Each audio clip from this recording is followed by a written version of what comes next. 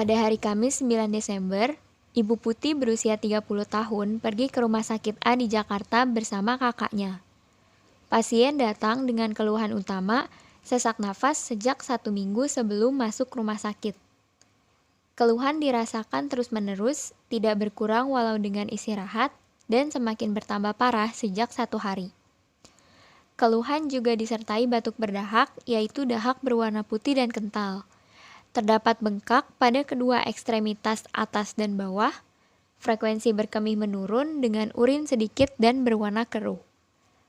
Berdasarkan riwayat kesehatan sebelumnya, pasien memiliki riwayat hipertensi dan seorang perokok yang menghabiskan 1 bungkus per harinya. Ibu Putih langsung dilarikan ke IGD karena frekuensi napas yang kurang dan diberikan oksigen untuk memenuhi kebutuhan oksigennya. Selamat siang, benar ini dengan Ibu Putih ya? Selamat siang, Dok. Ibu dibawa ke sini napasnya tersengal-sengal ya, Bu? Apa ada keluhan lain yang dirasakan sebelumnya, Ibu? Ini, Dok, sejak tadi pagi dia mengalami sesak napas gitu, Dok. Padahal minum air putihnya sama istirahatnya udah cukup. Terus dahaknya itu kayak warna kuning kental gitu. Kakinya juga kelihatan bengkak gitu sih, Dok. Baik, dari keterangan sebelumnya Ibu ada riwayat perokok berat dan hipertensi ya, Bu? Kalau begitu saya mau melakukan pemeriksaan terlebih dahulu. Apa Ibu bersedia? Iya, bersedia, Dok. Dokter pun kembali datang untuk melaporkan hasil lab dan diagnosa kepada pihak keluarga mengenai penyakit yang sedang diderita oleh pasien. Siang Ibu Putih, gimana kondisinya Ibu? Sudah lebih baikkah penapasannya? Sudah agak baik, Dok. Alhamdulillah kalau gitu ya. Di sini saya udah bawa hasil lab dari Ibu Putih. Dari keluhan dan hasil labnya, di sini Ibu terkena diabetes mellitus tipe 2 ya, Bu.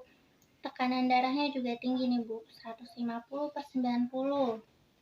Karena Ibu juga ada riwayat perokok berat, jadi paru-parunya nih ada kerusakan, Ibu. Saya sarankan Ibu harus rawat inap di sini ya, sampai kondisinya pulih kembali. Baik kalau gitu.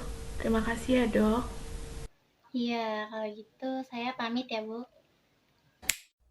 Selamat sore, Ibu. Perkenalkan, saya perawat Naina yang bertugas dari jam 3 sore sampai jam 7 malam nanti. Sore, Sus.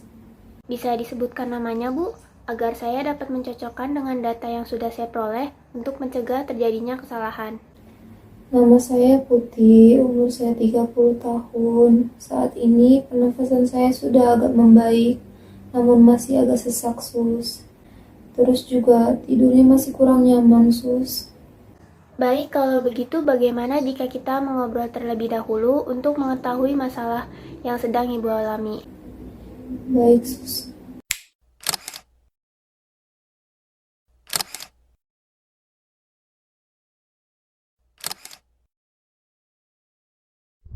Baik Ibu Putih, untuk keperluan saya menggali data-data terkait kondisi kesehatan Ibu, saya perlu menanyakan beberapa hal. Diharapkan data-data yang saya peroleh ini dapat mengantisipasi untuk masalah kesehatan Ibu ke depannya. Apakah Ibu bersedia? Baik, Sus. Saya bersedia.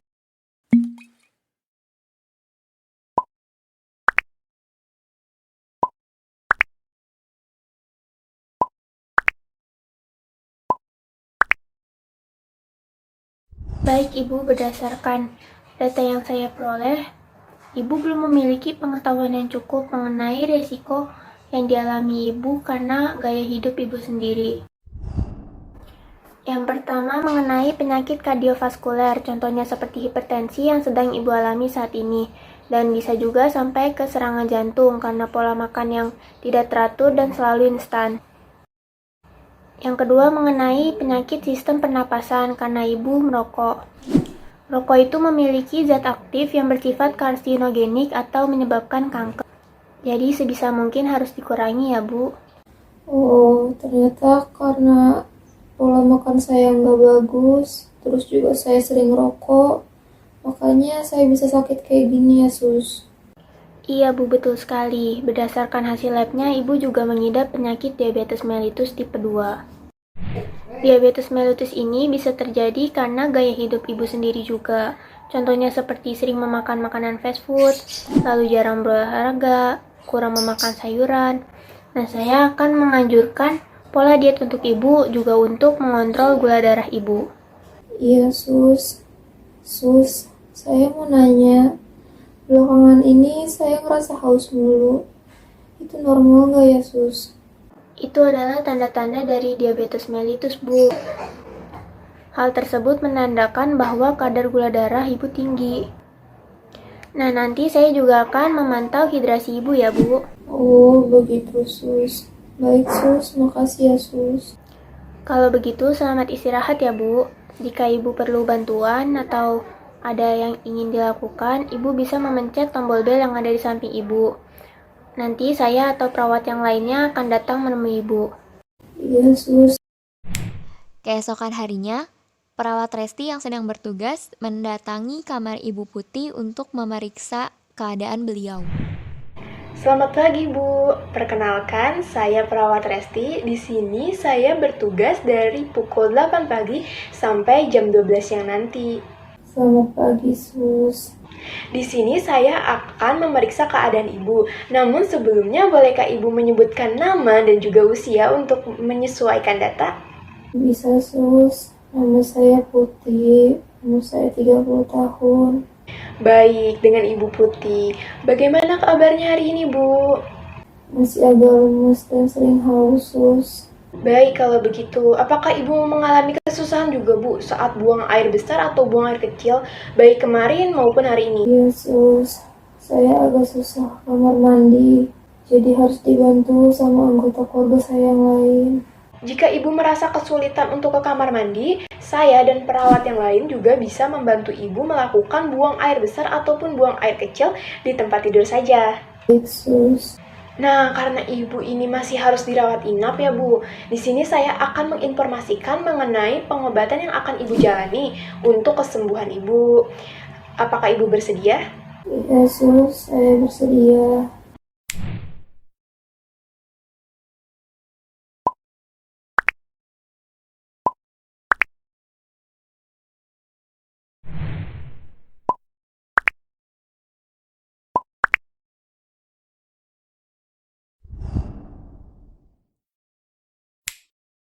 Bagaimana Ibu? Apakah Ibu sudah mengerti mengenai pengobatannya? Baik, Sus. Saya mengerti. Semoga dengan pengobatan ini kondisi Ibu lekas membaik ya, Bu.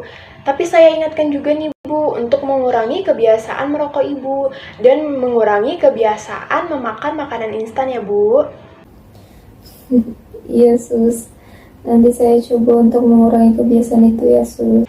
Kalau begitu, pemeriksaannya sudah selesai ya, Bu. Saya izin pamit. Jika Ibu memerlukan bantuan, Ibu bisa menekan bel yang ada di samping Ibu. Baik, Sus. Terima kasih. Saya juga pasti akan membantu Ibu untuk mencapai kesembuhannya ya, Bu. Kalau begitu, saya pamit. Permisi, Bu. Selamat beristirahat kembali. Iya, Sus. Makasih.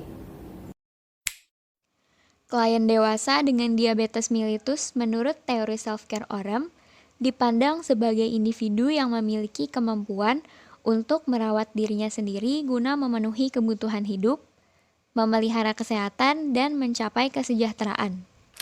Kondisi klien yang mempengaruhi self-care dapat berasal dari faktor internal dan faktor eksternal.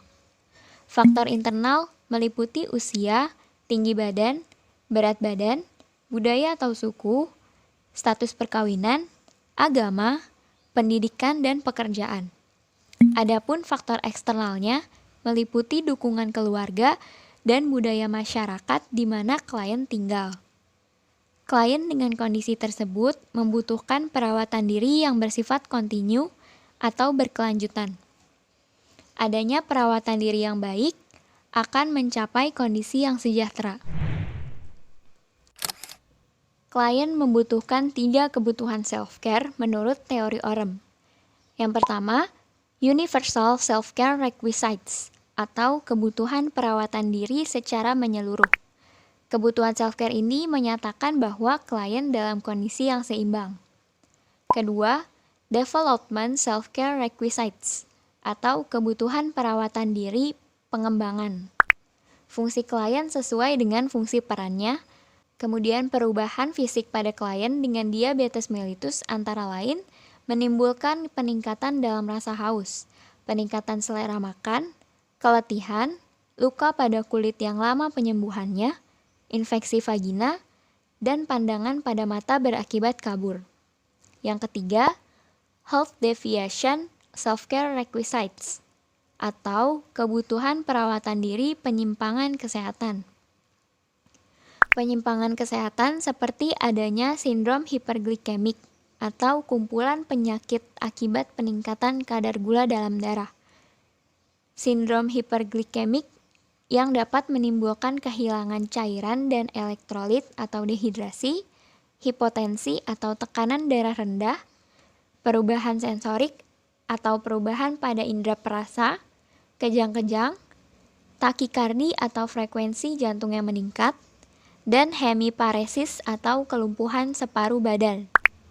Ketidakseimbangan baik secara fisik maupun mental yang dialami oleh klien dengan diabetes mellitus menurut Orem disebut dengan self-care deficit.